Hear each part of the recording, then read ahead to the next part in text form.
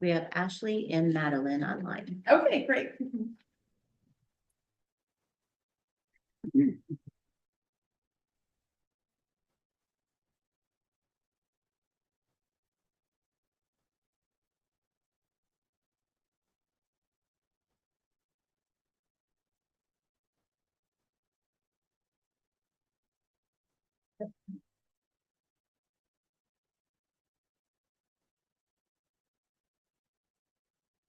Ready, friends? We are ready. Sorry, Grace. It's okay.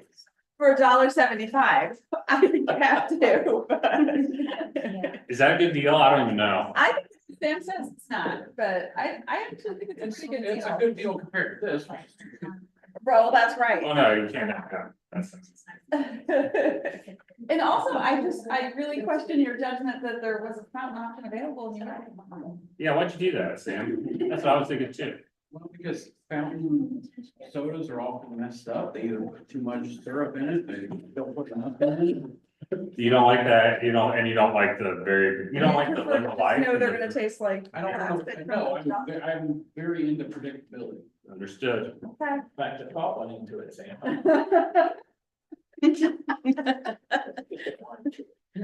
I'm Never a blind choice with Samuel.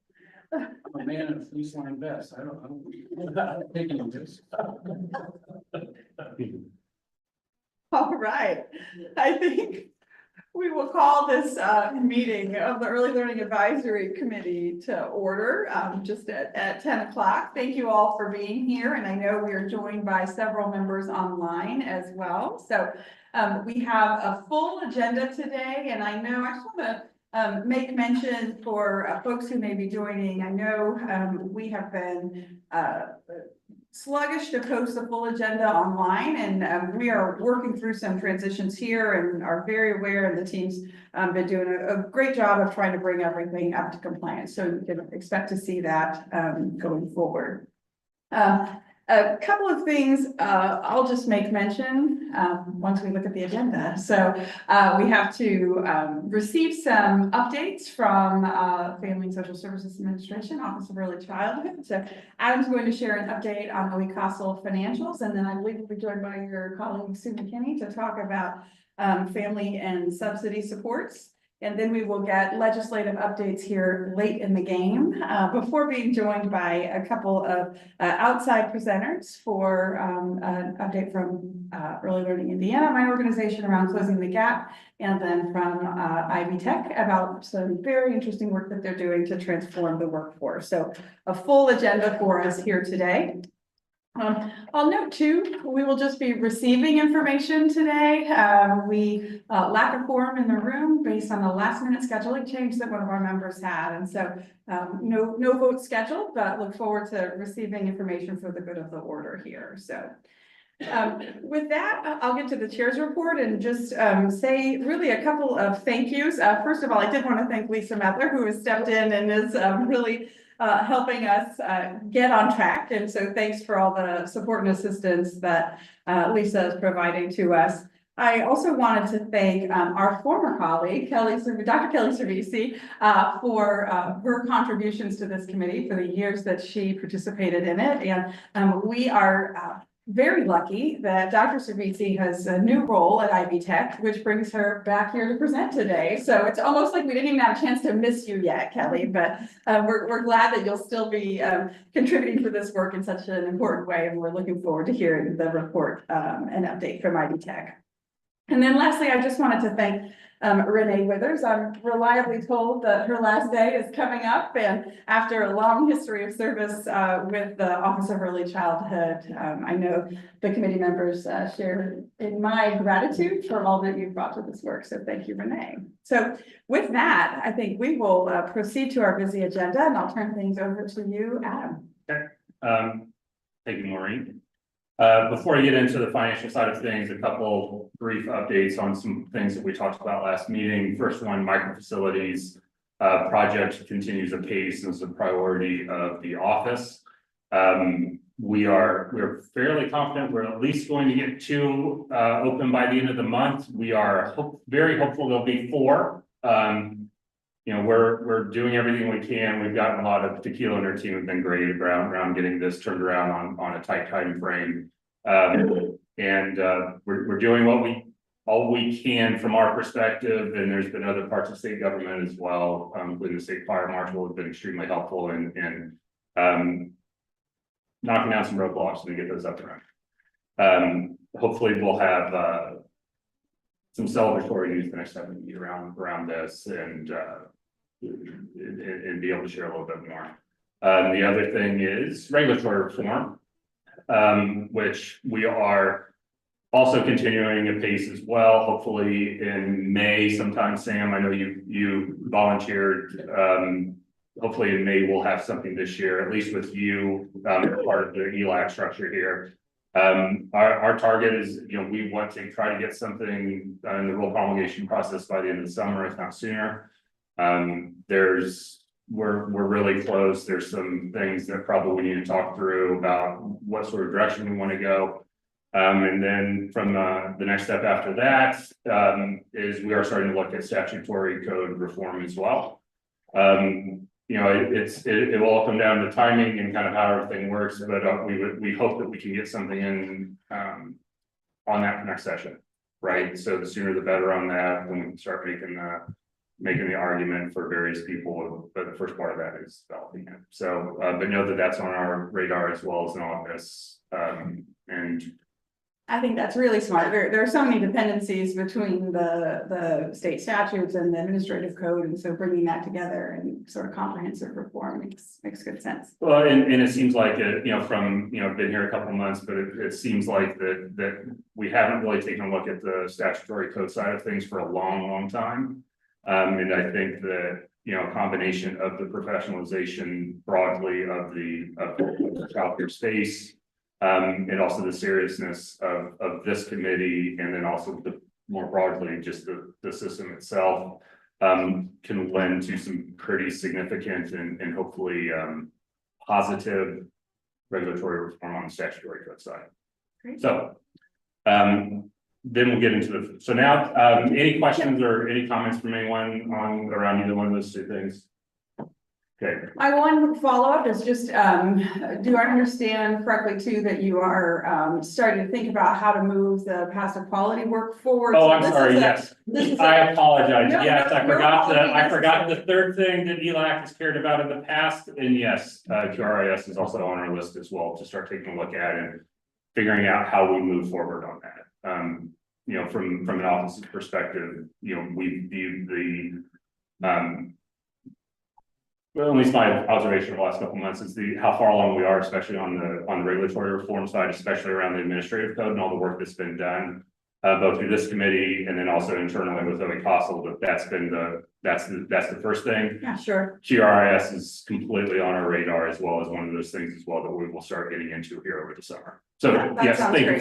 you for that, Maureen. I did not want to. No, we appreciate the update. Yeah, I think we always thought sort of at the time we were given the charges, it was to do QRIS first and then the regulatory reform, just in terms of our work. But we always thought that the inverse of that made more sense. So I think it makes sense to create that foundation through the regulatory requirements and then build upon it. And on the QRIS side of things, in the path quality refresh, you know, that is something that we as an office want to have Elac be a part of as well. Right, I know we didn't really touch on that last meeting, but that's something that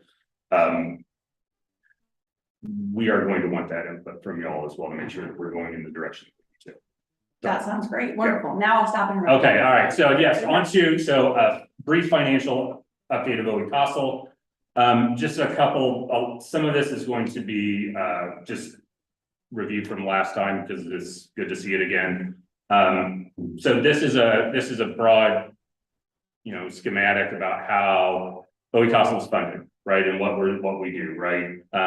There's funding comes from both federal side through CCDBG and CCDF, Child Care Development Fund Program. There's two sides on the federal funded side that Elac Castle receives funds.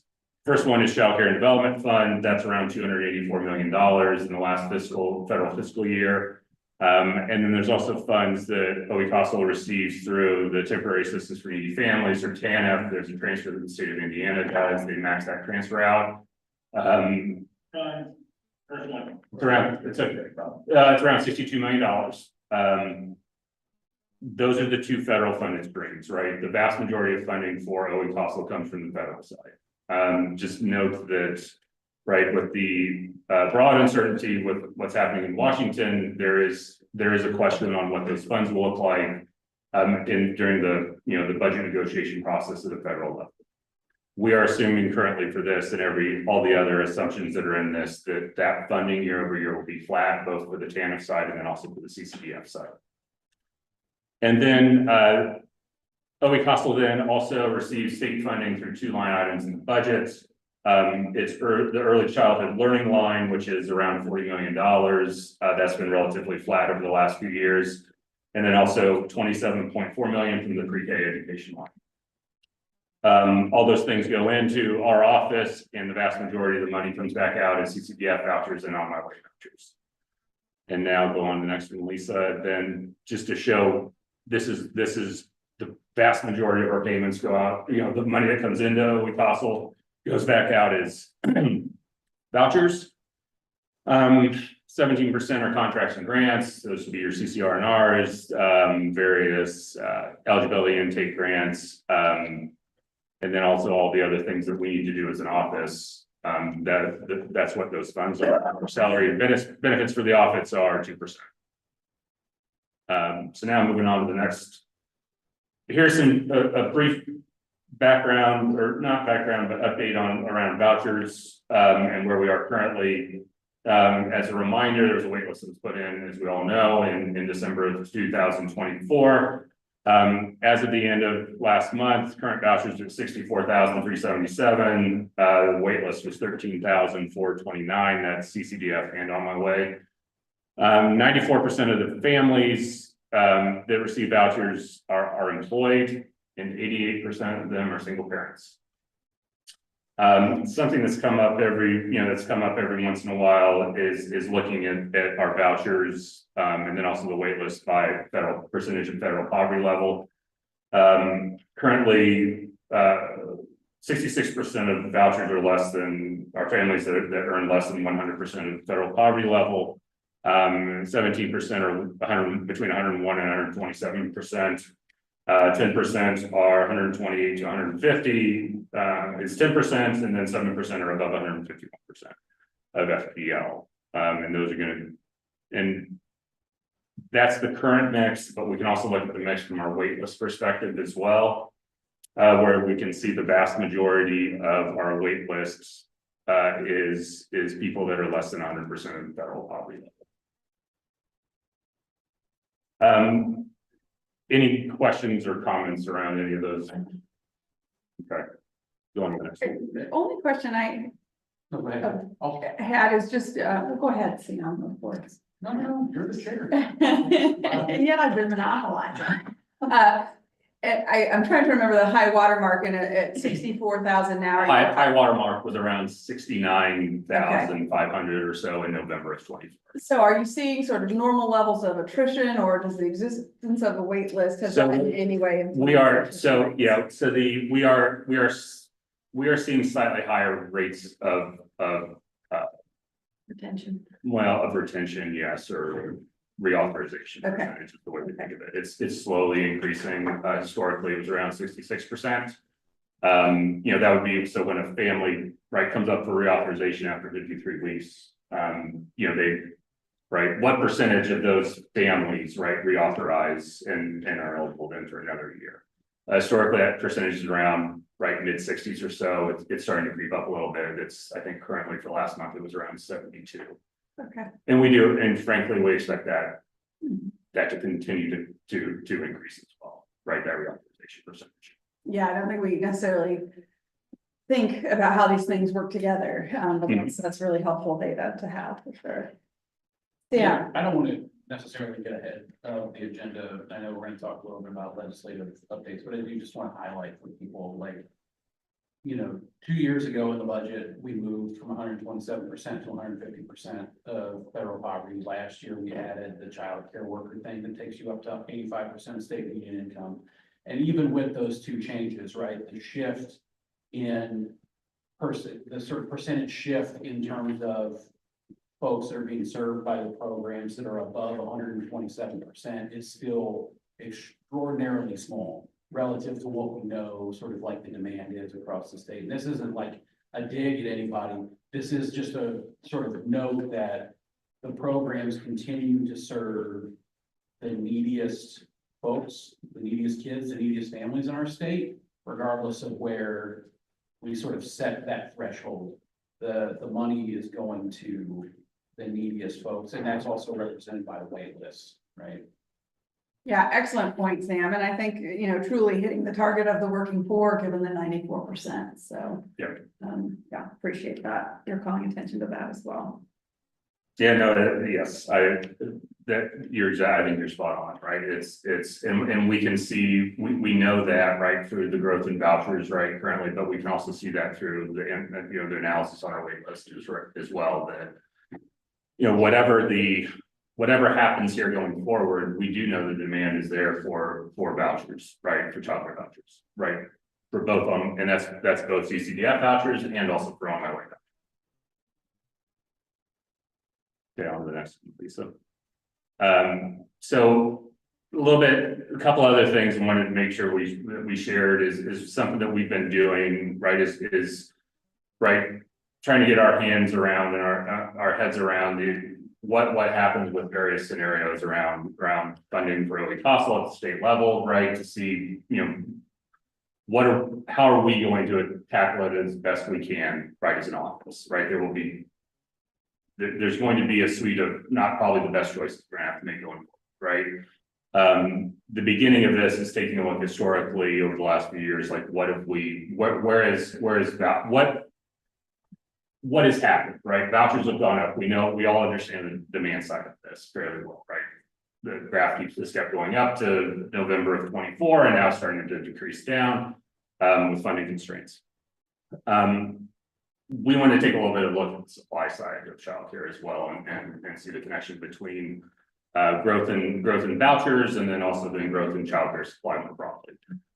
So first bullet point there is something we should all probably be aware of, but it's, if you don't think about it, it's not something that's inherently obvious, but voucher growth has driven the growth of childcare supply over the last 3 years. And also effectively the sensitivity of childcare supply is heavily dependent, I think, on the availability of new vouchers. With that, we've seen the highest rate of voucher growth in ages 0 to 3 since 2022. And then also by auspice type, the highest relative rate of voucher growth has been registered ministries since 22 and 23. And the second highest has been school corps using On My Way vouchers to fund pre-K programs. Any questions around that? Again, it's like what all the analysis that your team has done, which is good, shows that the policy changes that have been enacted over the last 2 years have sort of generated the responses that we wanted, right? Yes. The making it easier for school corporations to become On My Way pre-K providers. You're seeing growth, making the sort of vouchers more available, increasing supply.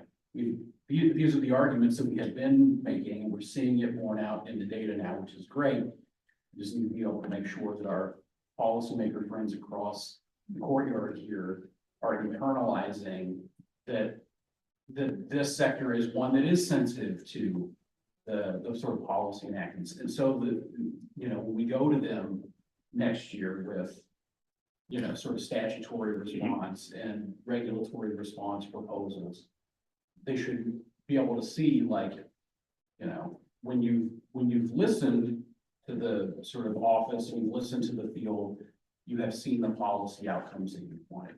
Yes. Yeah, and it goes, to off the back of that is right. Growth in childcare supply means, well, right. It means more parents can go to work, Yeah. right. It's more parents to go to work. It's those children are getting quality sort of childhood education, right. And it's all those knock-on effects that then It's pro-social policy.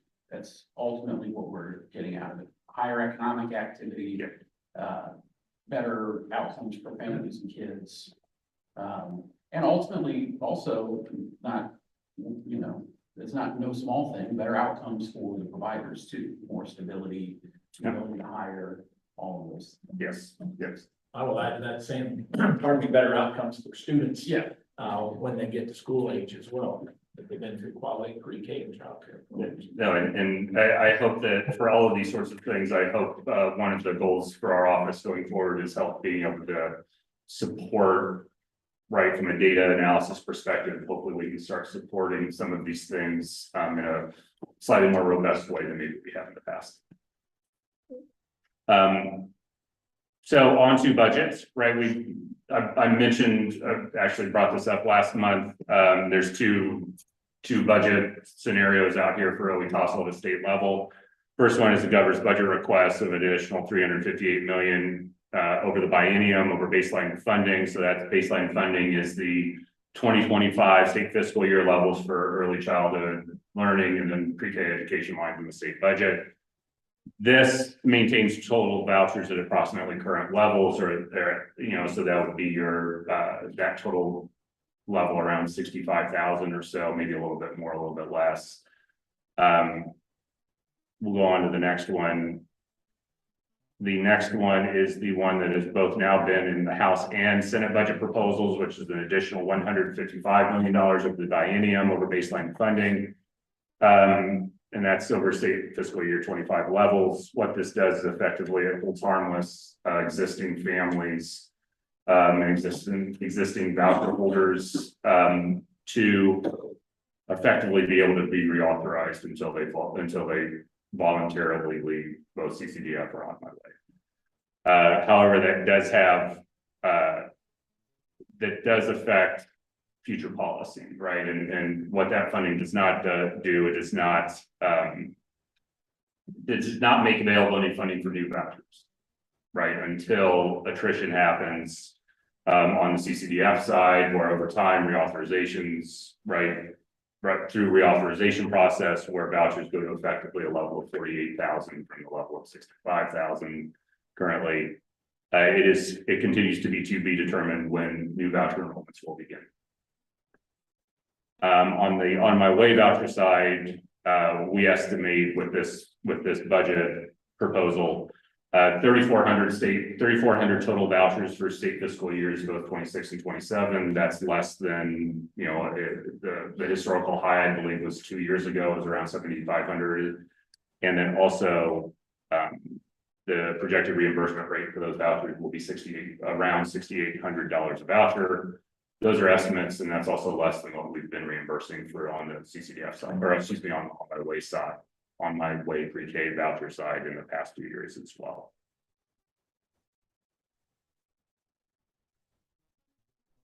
And that is what I have.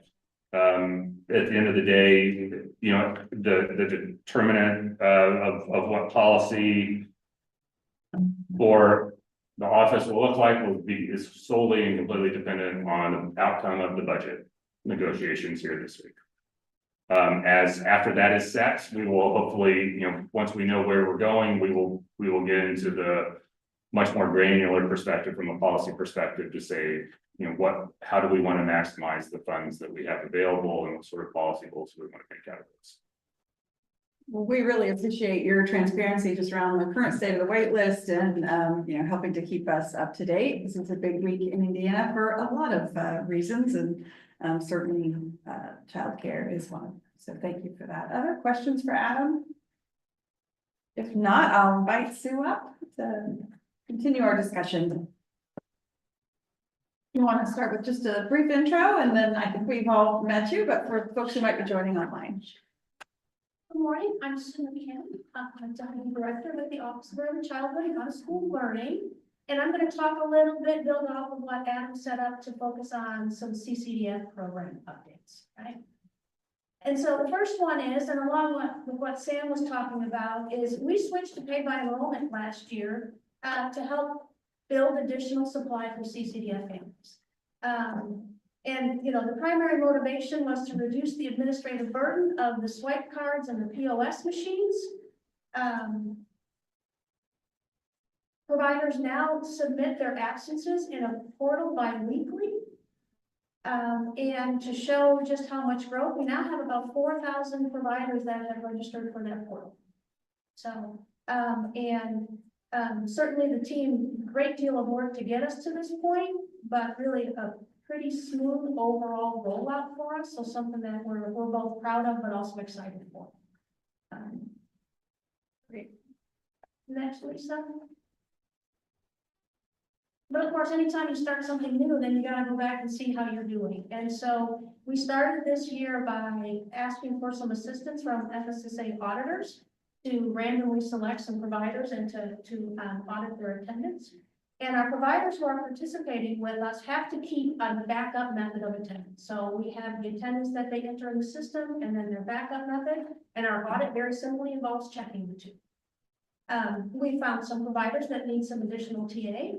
We've also found some providers that are not doing what they should be doing. And so we will deal with those appropriately. Fair to say that that was the case under the old method as well. Yeah, so. Yes, absolutely. Yeah, it's really not, it's just much more streamlined for everybody, really. Again, it's not without, there still is some administration that is required to participate in the CCDF program, but we really think we've limited that a great deal. Okay.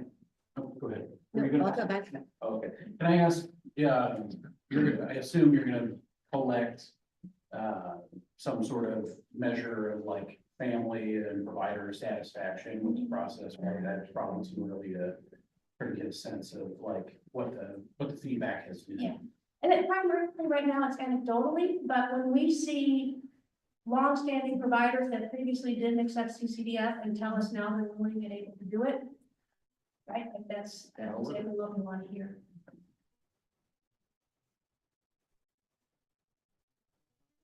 And I just want to give an update on where we are with on my way applications. 600 for on my way regular, 276 limited eligibility. We checked our wait list for the number of 4-year-olds that are currently on there, and that's 1423. So that puts us at 23 over 2,300 already that are potential for the program. Do you know how that pace compares to prior years? Are we about where we would expect to be? I understand we've sort of the overall enrollment was highest a couple of years ago, but I wonder just from an application if we're seeing a different trend. I think it's obviously it's the number on the wait list that is so much larger. Right. But otherwise sort of reflective of previous years. Yeah. Great. And then this just as a follow-up to the previous discussion, just looking at our enrollment and our waitlist numbers. And just for a frame of reference, so in December, if you look at our enrollment and the waitlist, we are at 72,648, and you take that up to the end of March, and that's now 77,930. So our demand is not increasing. The demand is going up for this. I'll say, I see the demand continues to rise for this program.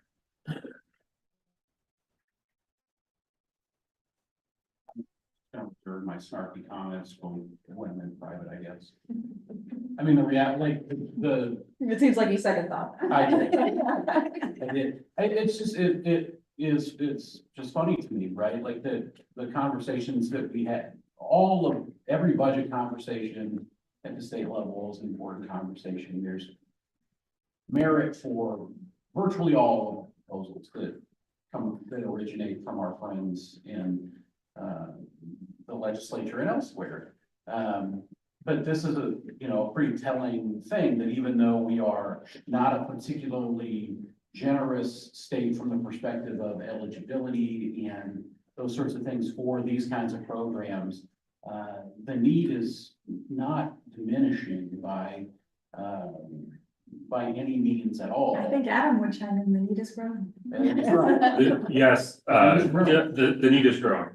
And we're entering a period of, sort of profound economic uncertainty where we should expect that the need will continue to grow. And it should make us all mindful of the pressures that not only the state budgets are under, right, but that household budgets are under, and this is a pretty vivid example of that. Other questions? All right, well, Sam, I'm pretty sure you get to keep the floor to do Oh. some legislative updates in partnership with Christie. Yay. Come on down, Christie. And same thing, I know we heard from you just last month, but if you don't mind doing a quick intro. Sure. Thank you, So, Sue. Christy Burkhart, Director of Public Practice with Elac Council, and just going to provide some, as you mentioned, late in the game updates. There really aren't a ton of changes since the last time we met, but just very quickly, just to know that all of these bills have been concurred on, and Senate Bill 486 is now Public Law 26. It has been assigned law.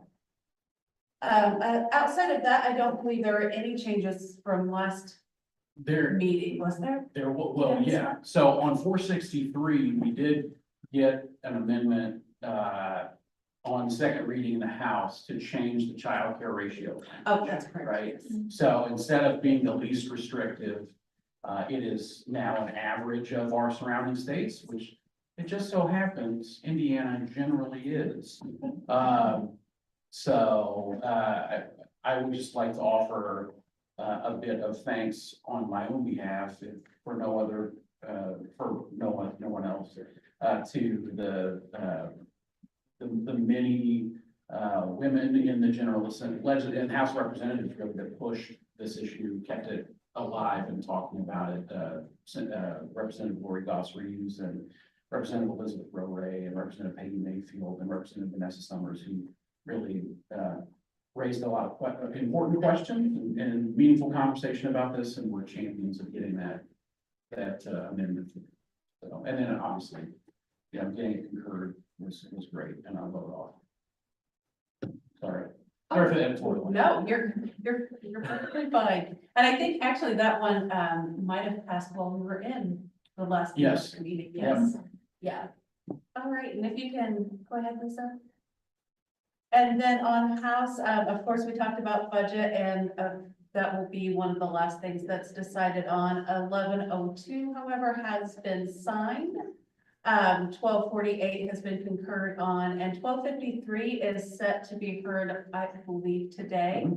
And there was a floor amendment on that one also, and that changed the language a little bit in the multi-site centers to where it's one application, but each center will receive their own license number. And it also changed that certain properties will not have to meet changing code. So once they have met that code, they will not have to meet the changing code. And then a home that is in a class 2 structure that was licensed prior to July 1st of 2025 will be able to remain in operation.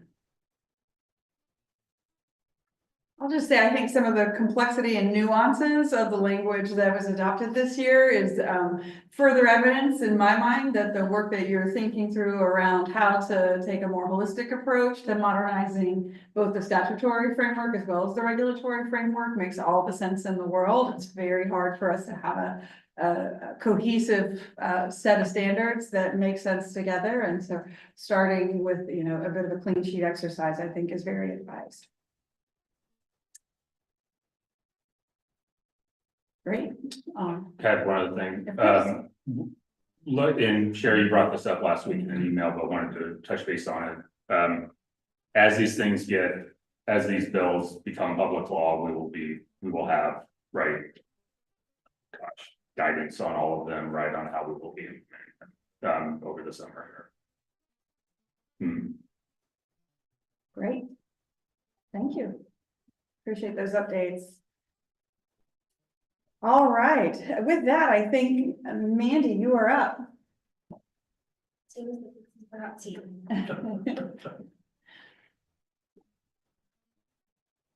All righty, thank you to everyone on the committee for the opportunity today. My name is Mandy Zimmerman. I am part of the Early Learning Indiana team that works on our Closing the Gap report. So I am here today to talk a little bit about our most recent findings. Closing the Gap is really our take on quantifying access to early learning programs, while also providing context beyond just the number of seats that are available. We've been conducting this report since 2021. So 2021 is used frequently as our baseline for how numbers have changed. There's really nothing particularly special about the year 2021. It is simply when we started doing this work. Within our early learning access index, it's an index that's scaled from 0 to 100. And we have 4 components that we include in this index.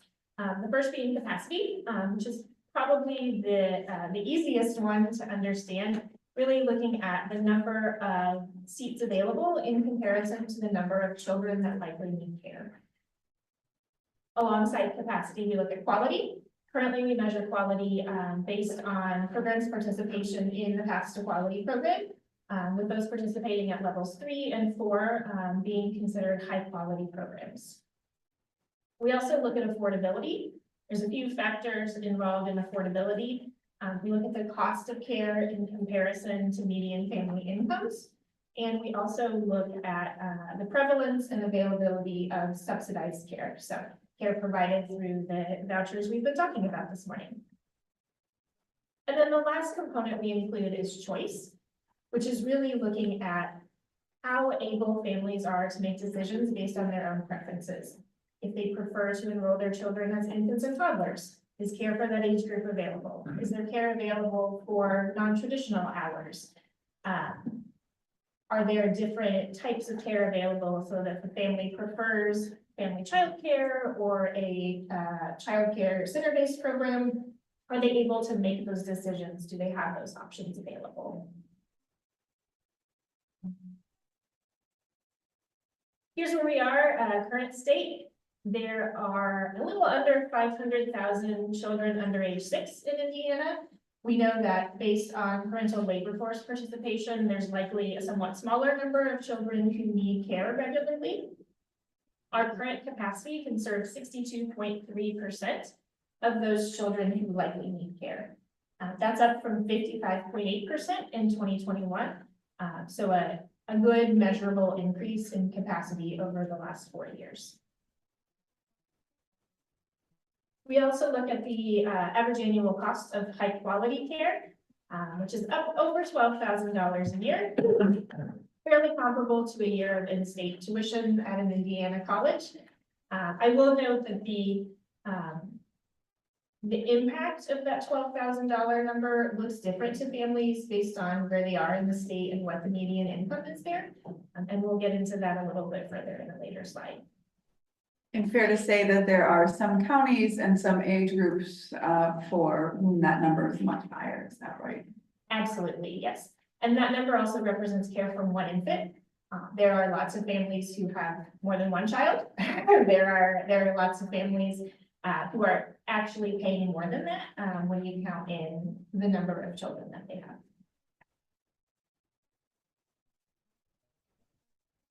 This visual I find to be a succinct way to represent how quality and capacity intersect. So again, you have all of the children under age 6. Children who need care is a somewhat smaller number. The seats we have available for those children is a smaller number. And then the high quality seats we have available for those children is a number that also gets smaller. So this funnel shape really represents kind of how our ability to serve these families changes. And as that funnel narrows, then we lose the ability to support young children's growth and development. And we also lose knowledge about children's readiness for kindergarten and later academic success if they aren't really being served in this way.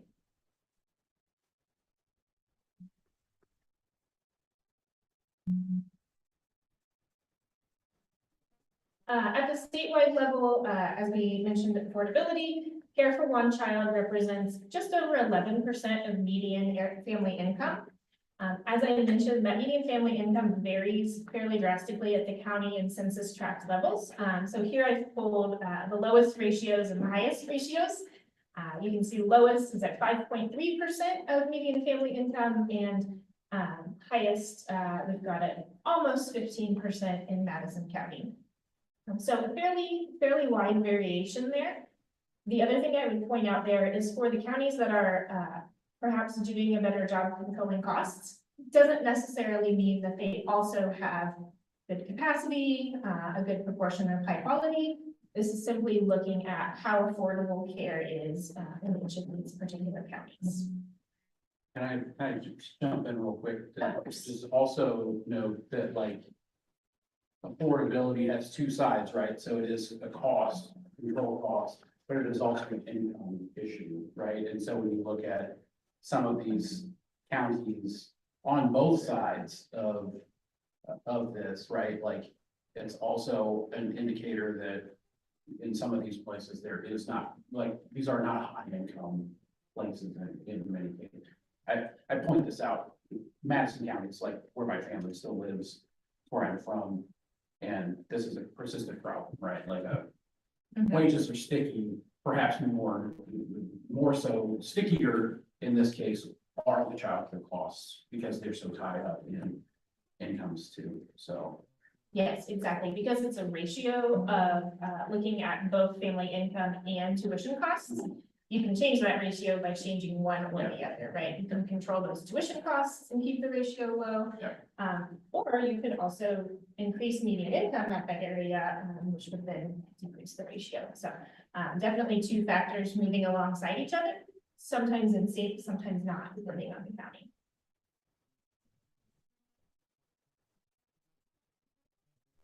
Given recent budget conversations, we found it prudent to issue a brief related to capacity and CCDF utilization. At the time we published this, there were about 4,300 childcare providers in Indiana, just over 3,100. Currently, we're serving at least one child using CCDF or on my way prepaid vouchers. So together, those 33,168 childcare programs house about 75% of known child care capacity here in Indiana. Next slide, please, Lisa. Thank you. This table is again looking at capacity served with vouchers and how that relates to overall program capacity. So for instance, what this is telling us is there are 903 programs who are serving children using the vouchers as a proportion of their total capacity between 0 and 25%. Those 903 programs then represent 66,646 total seats. So from there, it builds by the proportion of seats being used by children with vouchers. And you can see there how it totals up to represent programs across the state. Our goal in sharing this information was really to inform others of how capacity and vouchers are linked and make that contribution to the ongoing conversation.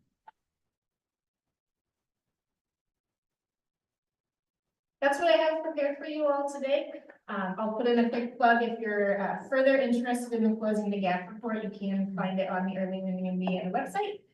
You are also welcome to email me at any time if you want to have further conversations about this data or the implications from the report. Questions for Mandy from committee members in the room or online about this update? This is Madeline. Mandy, is this report available to ELAC members? Yes, absolutely. It is publicly available on the Early Learning Indiana website. So earlylearningindiana.org. Thank you. With the CCDF update attached. Yes, the CCDF brief is a very convenient button at the very top of the page. It is hard to miss. And Mandy, I know, because I know this work pretty intimately, that, you know, we struggle every year to think about how can we continue to refine given the data sources that we have available. And so I wonder if you could just talk about the things that we wish we knew and maybe the next frontier a little bit in this work. Absolutely. So one of the things we wish we knew, we summarize in a very simple question, which is where are the children? So for the children that are not able to enroll in current capacity, where are they? Are they participating in informal care, sometimes called family, friend, and neighbor care? What decisions have those families made? And are those decisions, really helping those families fully engage in early learning and the workforce? So that's definitely an unknown that we're trying to solve for. The components of the index were really our best take at what we thought mattered. I think you could argue either way about tinkering with some of the components and thinking more about does affordability matter more than choice or less than choice. But ultimately, I think we're measuring the right things. We would just, of course, like to know more about those things so that we can continue to inform decision-making, especially at the local level as it relates to building capacity and other programmatic qualities. Great. Well, we'll look forward to updates once you sort all that out. So thank you, Andy. Appreciate Give me that. just a minute. We'll give you a whole year until you're ready to update us again. So thank you for that work. Wonderful. Thank you. All right. And I think next up we are joined once again, by our former colleague, and this time, as I mentioned, to share on behalf of Ivy Tech some very exciting work that's happening under their roof. So Kelly, welcome. Thank you. This is my starting the third week at Ivy Tech. So I'm very excited to be here today, talking about the Transforming Indiana's Early Childhood Workforce, a wonderful supportive initiative from the Lilly Endowment. And I am the Executive Director of Early Childhood Pathways and Initiatives for Ivy Tech. Congratulations. Thank you. So this slide shows some of the pieces that are part of the grant that Ivy Tech will be working on, and we're going to dive into each of these pieces throughout the presentation today. One immensely important part of the grant, and one of the biggest parts that will be receiving the majority of the funding, are the local campus initiatives and grants that we have received from 19 different campuses around the state. So we'll talk just a little bit about that today, but that work really, we're just kind of meeting to discuss the proposals that we've received. So more information to come on that. Great. So one of the initiatives that is part of our grant is a think tank. And we will be looking for different agencies and organizations to assist with asset mapping, opportunity mapping, really thinking about strategies for sustainability for the grant. The gift from the Lilly Endowment runs through December 31st of 2027. So we'll be looking at how do we continue these great things that we are starting. So this list right here is by no means exhaustive. Just starting to brainstorm organizations, again, agencies that we know would be very helpful and thoughtful as we look toward this workforce transformation. So more to come on that, more invitations that will be sent out, and just hopeful collaboration with those groups. Can you remind us of the order of magnitude of this gift? I believe it was publicly. It was around $22 million. Thank you. Yeah. Really tremendous investment, I think, into the early It care and is. education workforce. So Another thing that we're going to be doing is looking at aligned micro-credentials. So we're going to be creating different micro-credentials that are aligned with Indiana's core knowledge and competencies to really meet the needs of the workforce and help with that upskilling right away. We have received a scope of work from Early Learning Indiana to help build those micro-credentials, and we're actively discussing this partnership with them. One of the first things that we're looking at is their classroom ready. It does meet the needs with Ivy Tech's alignment to the health, safety, and nutrition, that is ECED 101.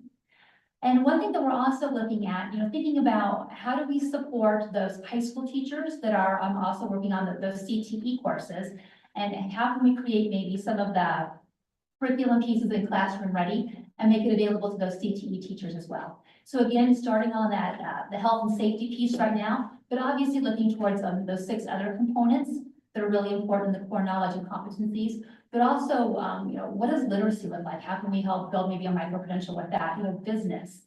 So lots of really wonderful opportunities available with those micro-credentials. We'd love to start offering those in the fall. And again, those active discussions with Eli are happening right now. And like when you say classroom ready, is that a software of some sort that you're talking about that they're using? So Classroom Ready is already a learning platform that Early Learning Indiana has built out. It's basically a 13-week course, self-paced, that walks the participant through many things about being a participant in a classroom. And so, how can we possibly take that and offer it now? Can we tweak it into the future? So again, those discussions are happening starting next week with Early Learning Indiana, but it's already a very proven model with lots of great participation. So we're excited about that partnership and that discussion. Thank you. Yeah. Another piece of the grant that we're going to be working on is competency-based assessments. So again, we're going to be looking at aligning those core knowledge and competencies from OE COSL. We want to build out the micro-credentials first, and then we'll start taking a look at these competency-based assessments. So how do we reward those wonderful educators that are already in the field with the years of experience they've had, that knowledge they already have? How can we kind of give them a boost for that good work and continue their learning as they grow as educators?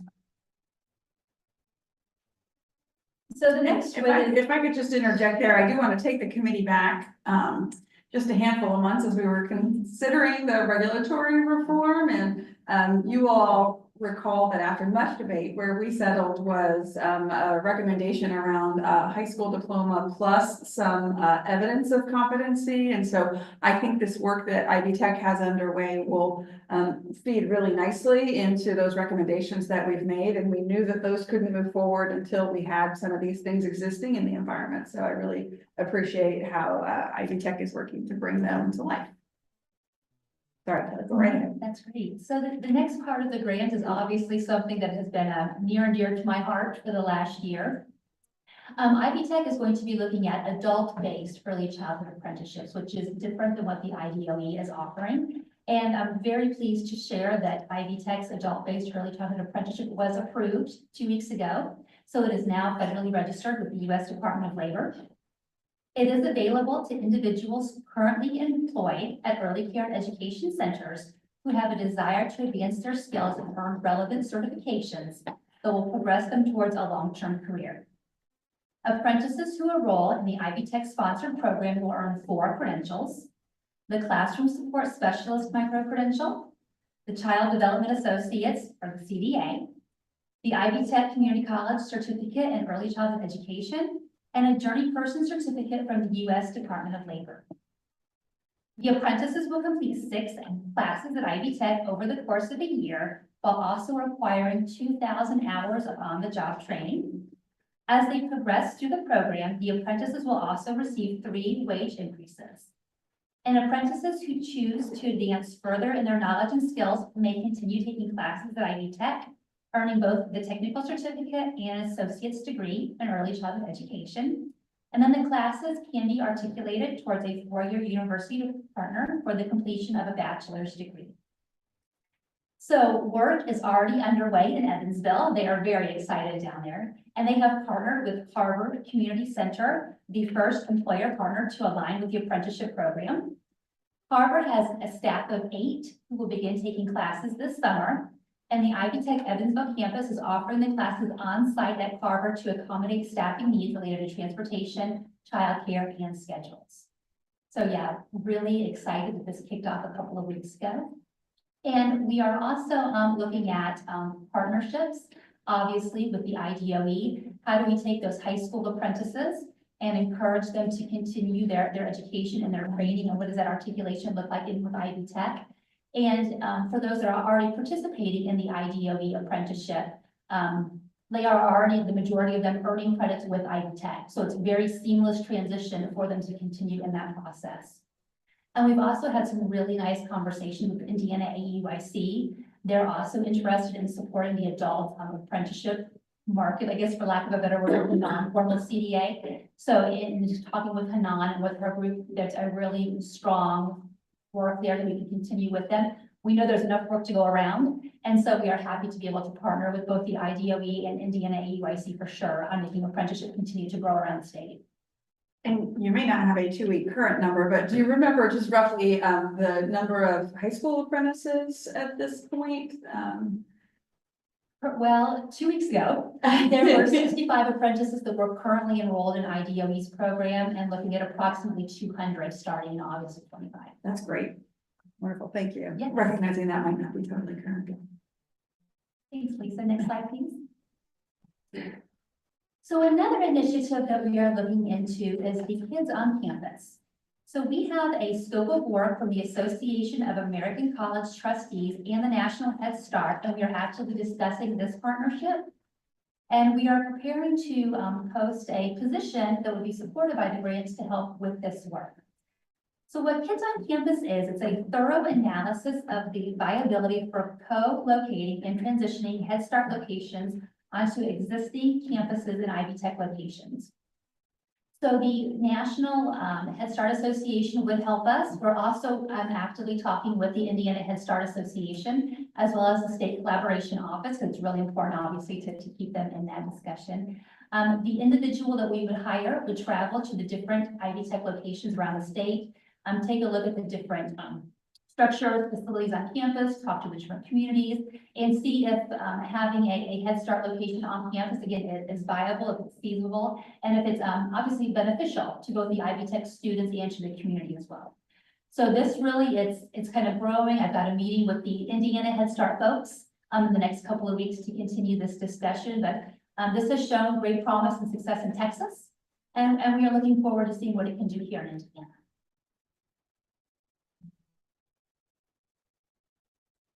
So articulation agreements, obviously, we're looking for our students at Ivy Tech to continue their education and their training if they would like towards that four-year degree. And we're being really intentional when we think about these articulation agreements. Rather than thinking about a career ladder, for example, we're thinking about a career lattice. So if they have that basic knowledge in early childhood education, can we possibly give them a bachelor's degree in business if they wanted to have their own center? Can we encourage maybe continued education towards, an elementary education degree? Can we point them towards being a therapist, or, we all know those different opportunities that are available. As much as we want them to be in early childhood for as long as we can, we also want to keep them associated with the field and with education. So again, more to come on this. We've gotten some proposals from some universities already. But again, how do we look at being very broad in the skills and the training that we can offer our workforce? I think given where the compensation levels are, as we talked about at great length in the fall, I think it was the fall, feels like a long time ago. That's a smart approach. So I look forward to seeing where that goes. Another piece has to do with marketing. Really excited about the possibilities here. We're looking at both statewide and local efforts. So when we think about what a statewide marketing campaign can be, thinking about, how do we get people excited, first of all, to enter the early childhood education field? How do we teach them and inform them about the different pathways that are available with Ivy Tech? So those are a couple, statewide things that we're going to be considering. But with those 19 proposals we got from those campuses, they also had some wonderful marketing ideas as well. They want to talk about the skills training that they offer each of their the campuses at Fort Wayne and at South Bend, for example, they really want to be intentional with marketing towards those that might be Hispanic or that have that Burmese population. So we'll be looking to have a statewide effort from Ivy Tech, as well as those local individualized opportunities. So again, this is evolving, much like everything else in the grant, but there will be a lot more to come with it.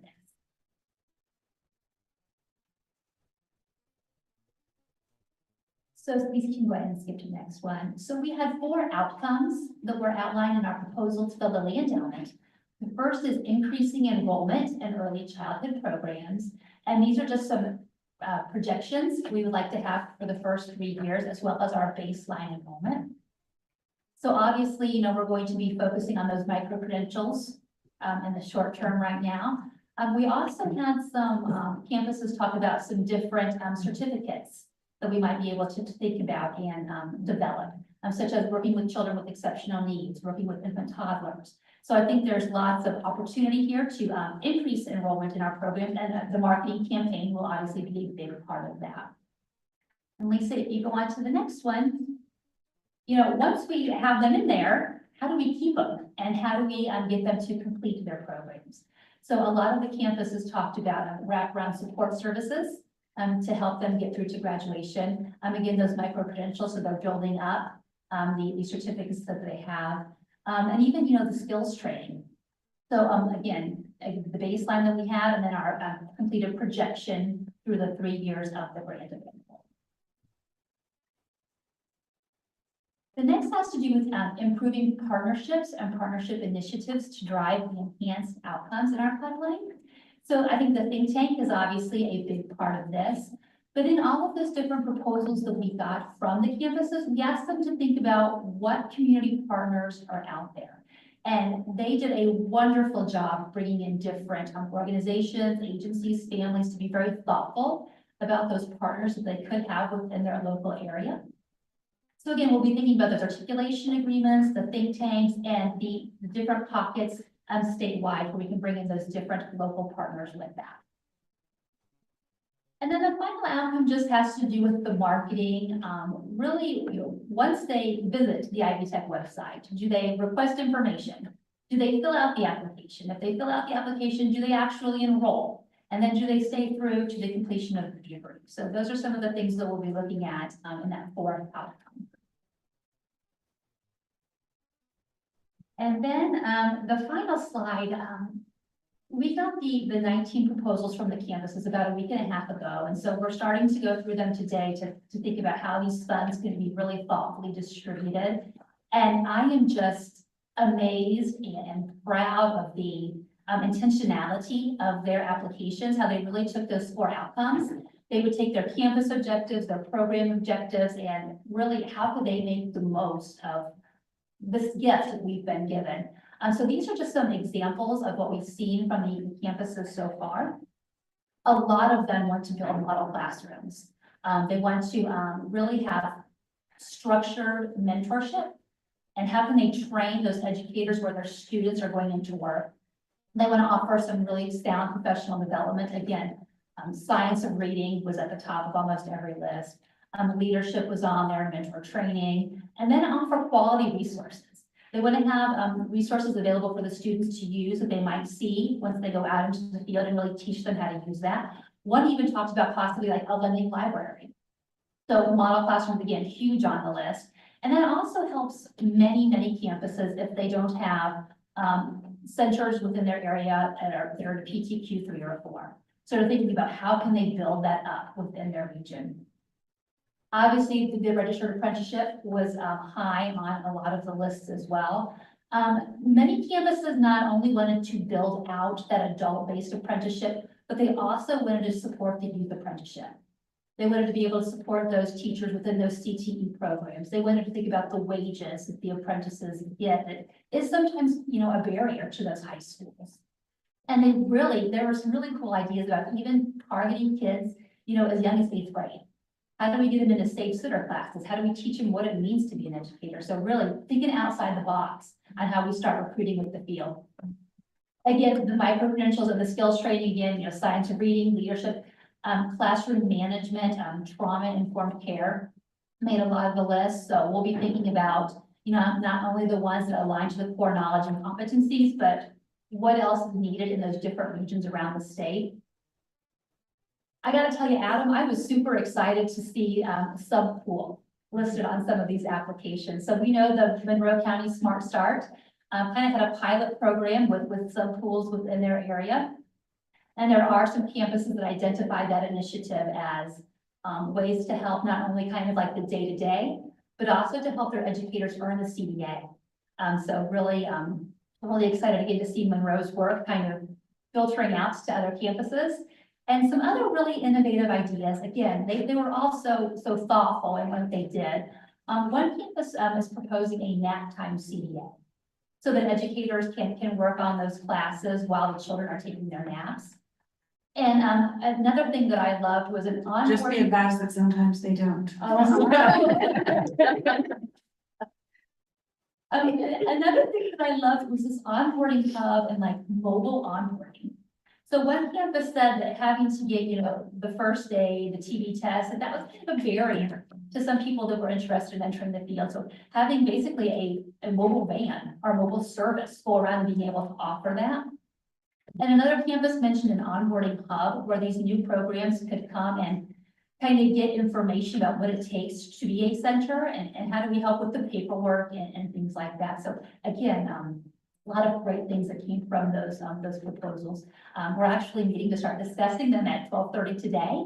And so we'll be able to start distributing those funds all around the state pretty soon. Anybody have any questions about the grant or any of our initiatives? Hi Kelly, this is Kim from Fort Wayne Community Schools. Would the apprenticeship be open to school districts participating as well with their paraprofessionals? Yes, so since it's an adult-based apprenticeship, Correct. they could enroll in that, yes, and we would just work with you and with your campus up there to kind of get that program started and those adults supported with that. Okay, great. Thank you. Kelly, do you have your new contact info on the screen? I do not, but I can tell you it's K Servizzi, so KSERVIZZI at ivtech.edu. Thank you. In the public record now, Kelly. Wonderful. Thank you, Kelly, for sharing that fantastic body of work. We're really excited to see it come to fruition. Any other items of new business? If not, we'll invite public comment.